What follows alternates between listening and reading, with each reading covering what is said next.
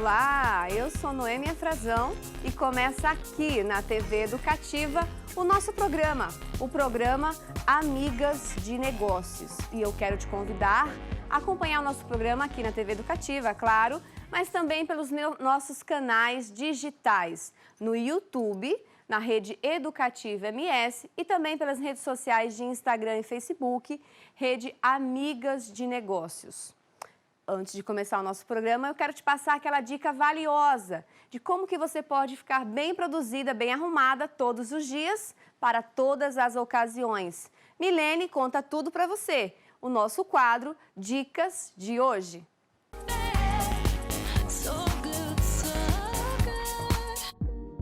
Olá, meu nome é Milene Pires e no Dicas de hoje eu vou ensinar um truque muito simples, muito fácil para você transformar aí a sua blusa, a sua camiseta, até mesmo um vestido. E você vai precisar, olha, de uma argola, pode ser um brinco, pode ser uma pulseira, tem que ser redondinho. E um elástico. Vem comigo. Olha, eu vou pegar a minha argola e vou colocar aqui na altura que eu desejar. Vou virar, né, a blusa. E agora eu vou amarrar com o elástico. Vou amarrar com o elástico e volto aqui. E olha só que detalhe super legal que ficou, diferente. Isso aqui serve também para você ajustar aquela peça que você acha que está mais soltinha, mais grandinha. Quanto maior for a argola, mais você consegue ajustar e acinturar a sua peça. E essa foi a dica de hoje com Milene Pires. E para saber mais, acompanhe nas redes sociais, @MileneFP, @TropicanaCG. Até a próxima.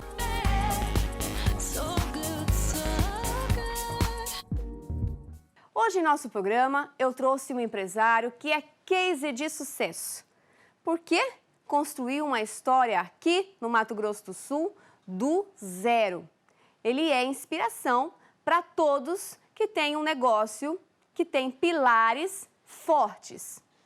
Desde 1981, a tecnologia não facilitava os negócios, como facilita hoje. Empresário já construiu o seu negócio e faz 41 anos que continua com a sua visão de negócios, visão a longo alcance. Quando se fala em crescer e contribuir, ele administra mais de 100 famílias empregadas e também 20 mil clientes atendidos, ajudando a construir um sonho empreendedor de muitos.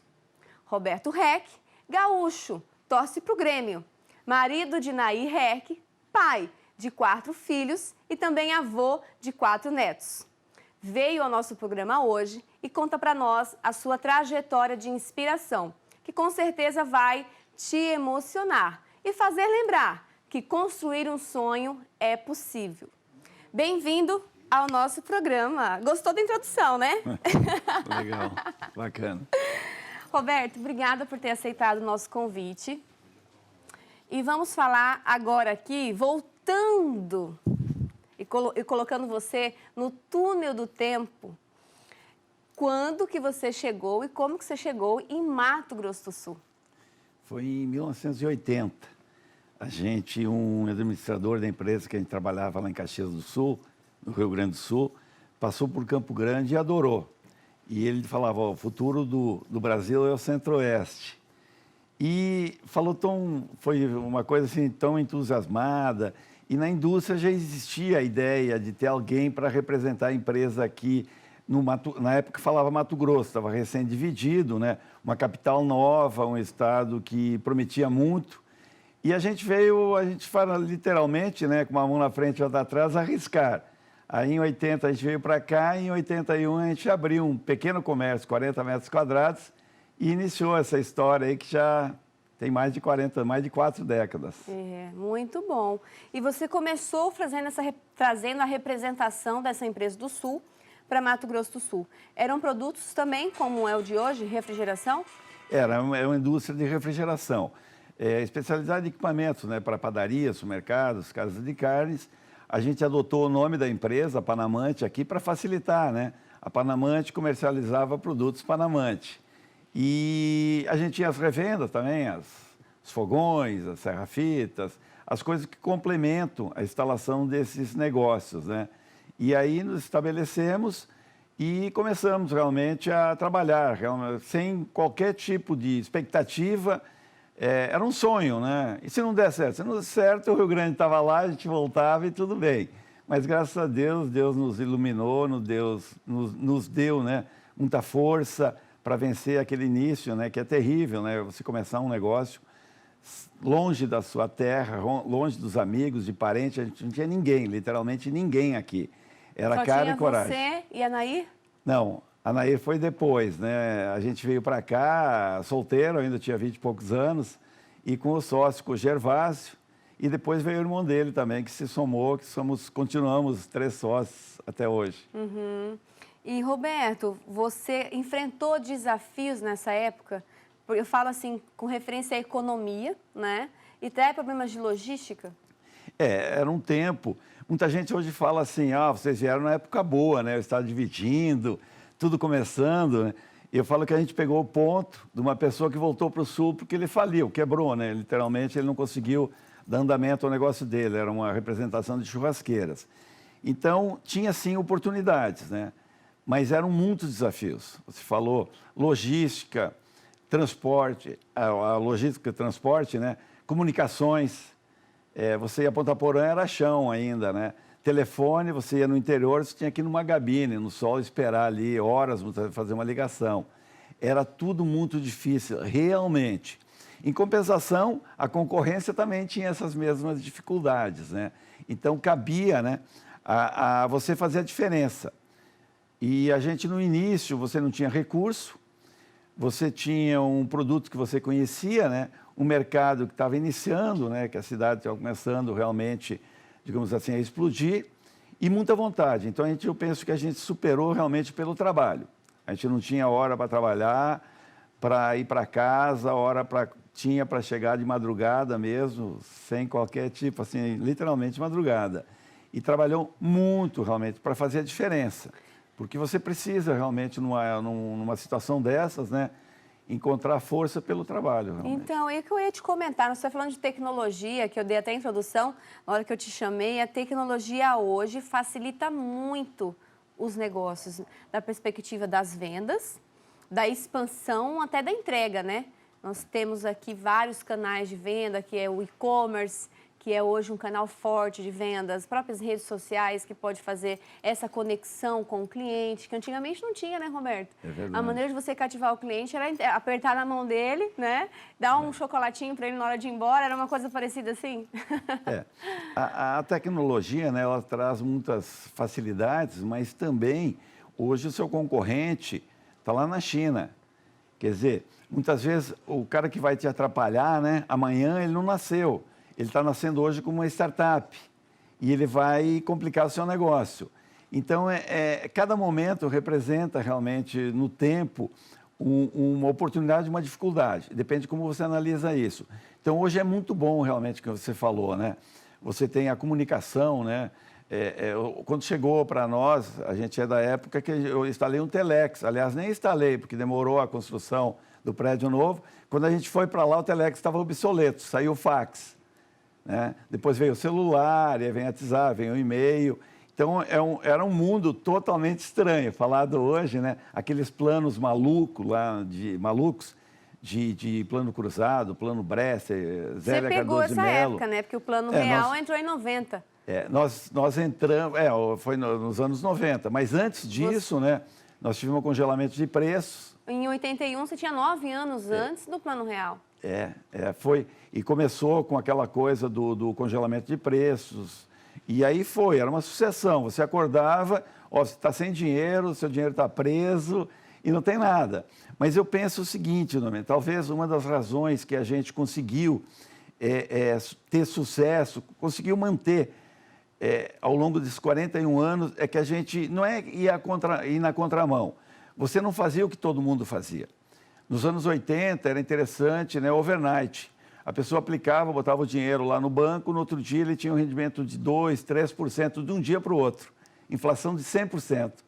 A gente não fazia isso, a gente comprava a mercadoria, porque a mercadoria também valorizava. Era a tal da tabela velha, né? Preço fixo, a indústria entregava. Então, quando acabava o plano e não tinha mais overnight, não tinha mais aplicação financeira, as pessoas desestruturavam, porque elas aprenderam a mexer com finanças. E nosso negócio era venda, cliente, produto. Aí nós tínhamos o estoque e tínhamos toda essa experiência de viver aquele momento, né, indo na contramão da história. Aí, quando a coisa normalizava, ou acabava o plano, a gente saía na frente. E foi assim que a gente cresceu muito, né? Aproveitando, fazendo dessas dificuldades, dessas crises, né, a gente chegar a oportunidades. E você já veio do Sul com essa expertise, né, para Mato Grosso do Sul, na venda desses produtos de refrigeração? Não, só a empresa. Eu trabalhava com cobrança, eu era cobrador lá. Cobrador. Cobrador. O meu sócio era preposto de um representante e o Ivanor, que veio em seguida, era projetista. Então, a gente literalmente, nós tínhamos um mecânico, o mecânico era vendedor, eu era vendedor. Quer dizer, a gente se reinventou, né? Não só naquela época, como hoje, né? Hoje a gente passa por uma transformação violenta, porque se você não se reinventar, você fica para trás. E nós temos aqui, Roberto, um vídeo mostrando a Panam em 1987, como que era já a tua visão de mercado, a tua visão de negócio. Vamos assistir, gente, esse vídeo? A Panam, quando estabeleceu raízes no Mato Grosso do Sul há 28 anos, chamava-se Panamante, por conta da representação desta marca de equipamentos de refrigeração. Ao longo de 2 décadas, um dos grandes marcos para a empresa foi o ano de 1987. Os empresários apostaram em infraestrutura e inauguraram a nova sede na Avenida Marechal Rondon. Um passo decisivo, já que acreditar e construir em tempos difíceis requer liderança e espírito empreendedor. A filosofia sempre foi de trabalho. Nós acreditamos que realmente não existe crise, sabe?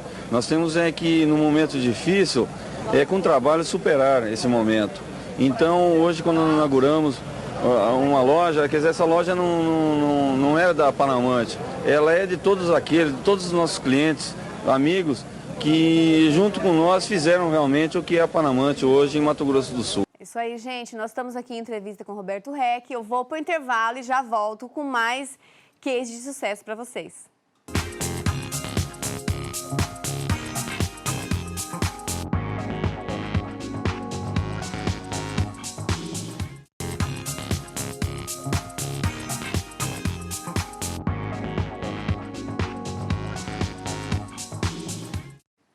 E eu estou aqui no programa Amigas de Negócios, em nosso estúdio, o empresário Roberto Reck, da Panam, falando aqui sobre o case de sucesso.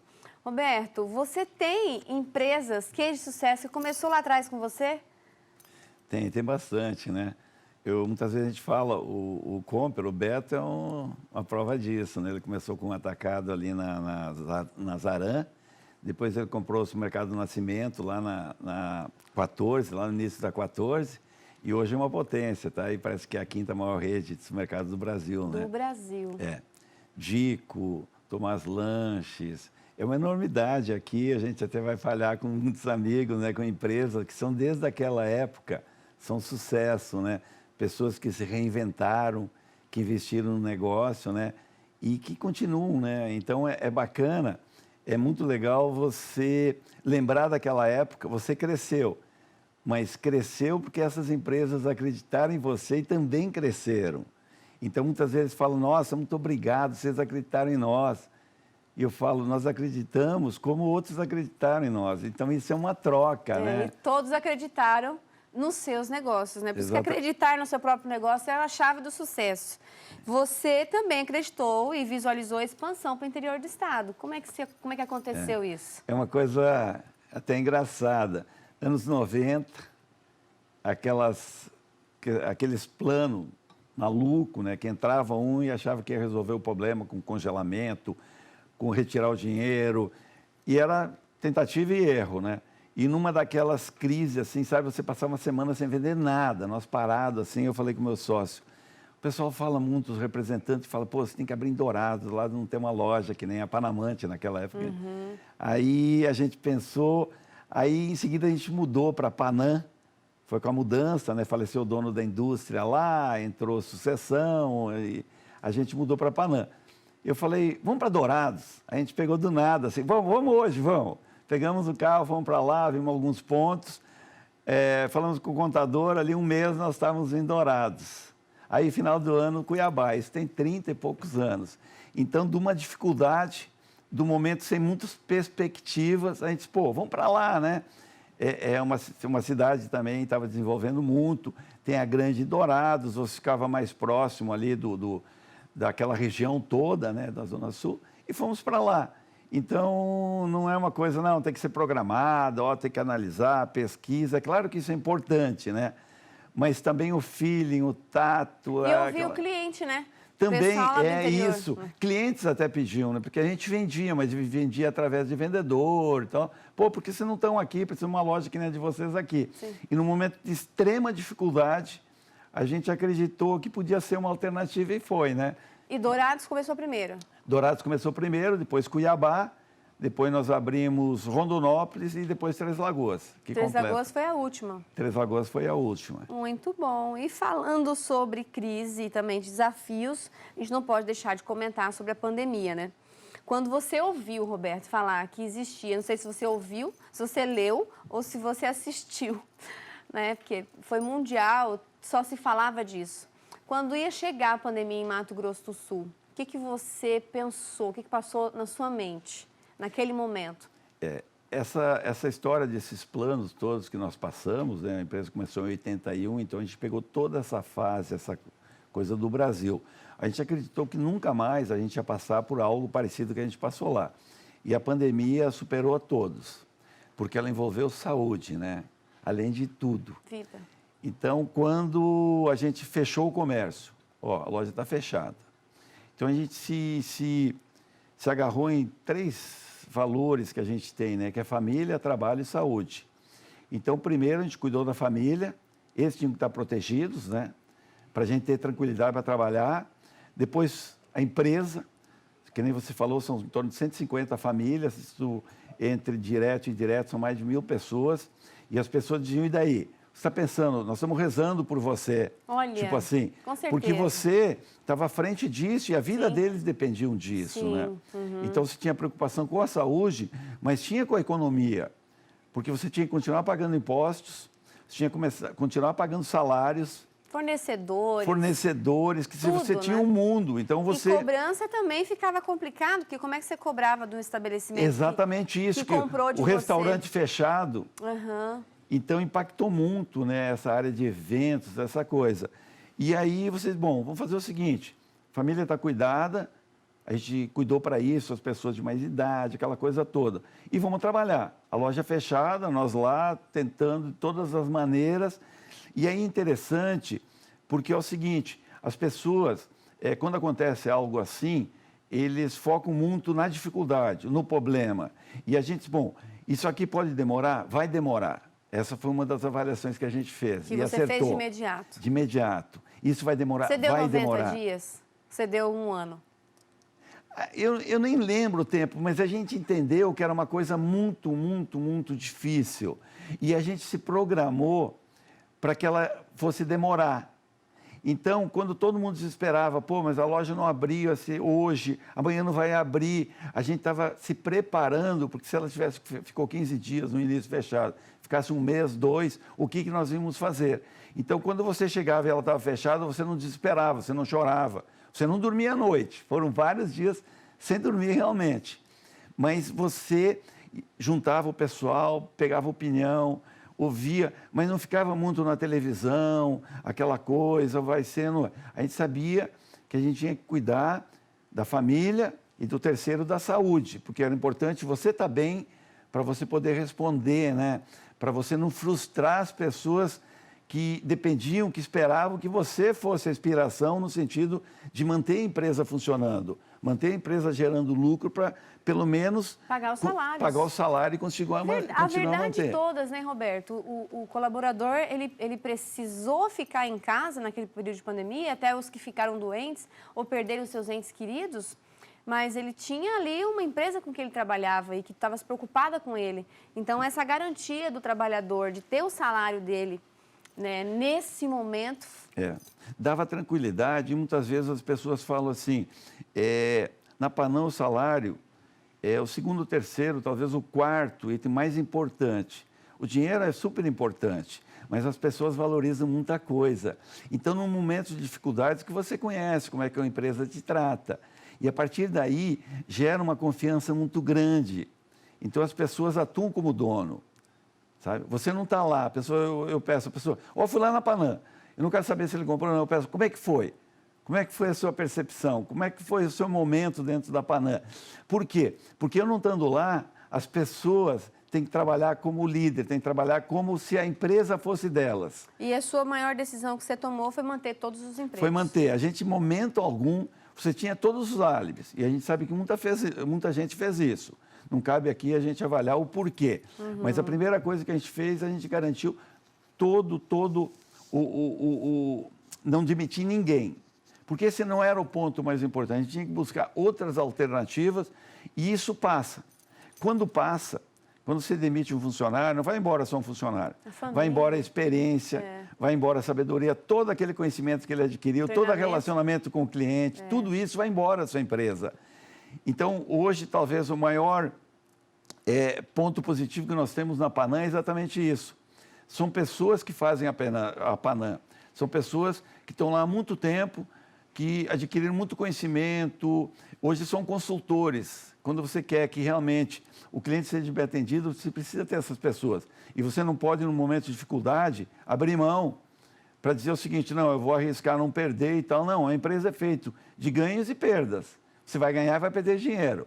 Você tem que ter objetivos, né, e saber quem que você tem que carregar com você, porque muitas vezes você é carregado por essas pessoas. Então, a gente, em momento algum, pensou, em momento algum, a gente demitiu, muito pelo contrário. A gente manteve e tirou lições da pandemia. E a tecnologia te facilitou a você nessa... Você já era uma pessoa tecnológica, você já tinha envolvido ali, antes da pandemia, o próprio e-commerce, né, que facilitava o cliente comprar, conhecer o leque de produtos da Panam e tal.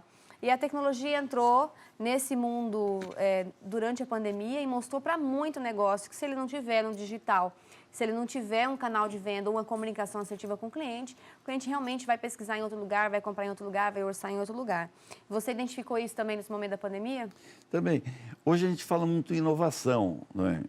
E quando se fala em inovação, muita gente pensa que é invenção, que é tecnologia, que é descobrir a roda, né? E na realidade não. Eu gosto muito do João Apolinário, da Polishop. Ele tem um livro, até o título do livro, fala: inovar é refazer o que já existe. Então, a gente se reinventou na pandemia. O cara fala assim, a pandemia acelerou as coisas, é um novo momento. Não, é um velho momento, porém acelerado. Então, ela acelerou as coisas. Nós estamos entrando no e-commerce. O e-commerce, muitas vezes, ele é visto como uma solução, quando, na realidade, ele aproxima aquela coisa, não precisa de loja física, mas é complicado também você desenvolver, você conseguir obter lucro com e-commerce, você partir assim, na obrigada, digamos assim. Eu acho que é um processo que a empresa tem que ter e tal. Eu não tenho e-commerce. Como é que eu me defendo das vendas online? Eu tenho uma assistência própria, sou autoassistência em todos os produtos que eu vendo. Eu tenho uma equipe de consultores que vão a feiras, que estudam, que vão nas indústrias. Então, eu tenho um estoque grande, eu tenho uma logística própria. Então, eu acabo tendo uma série de coisas que o e-commerce não tem. Então, quando a pessoa compra, muitas vezes, um preço menor, ela vai pagar um preço menor.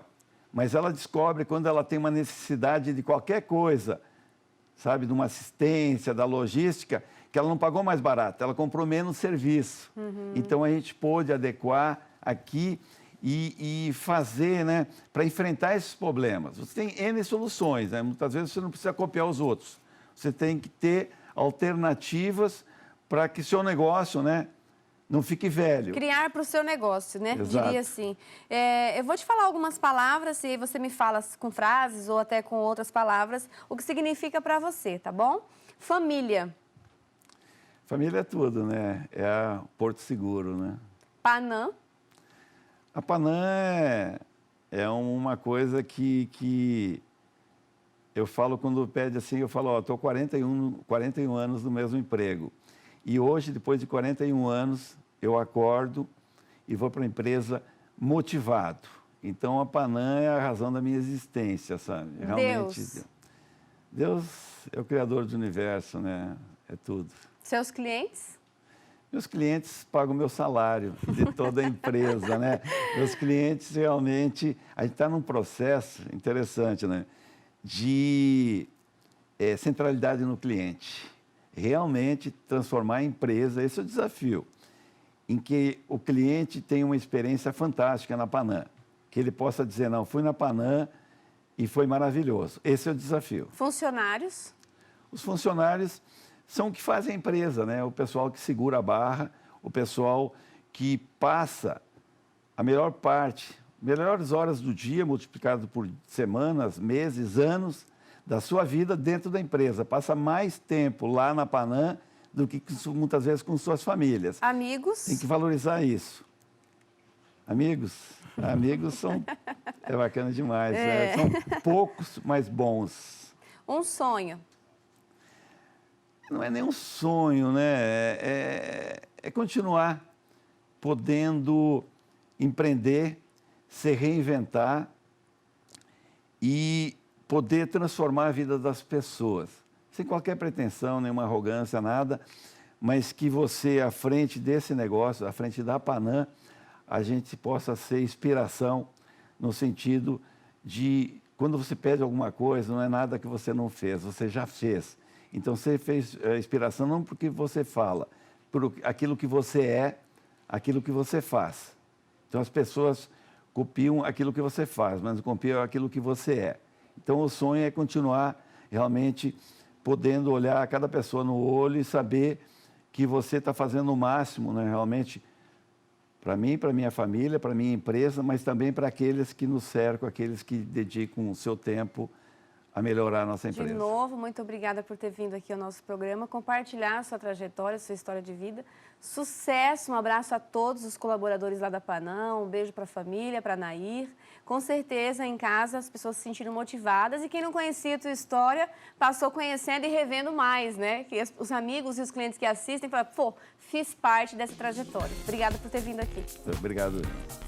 Eu finalizo o nosso programa com esse case de sucesso e você pode acompanhar aqui, segunda, quarta e sexta, o Amigas de Negócios, à 1h da tarde. Um beijo e fiquem com Deus!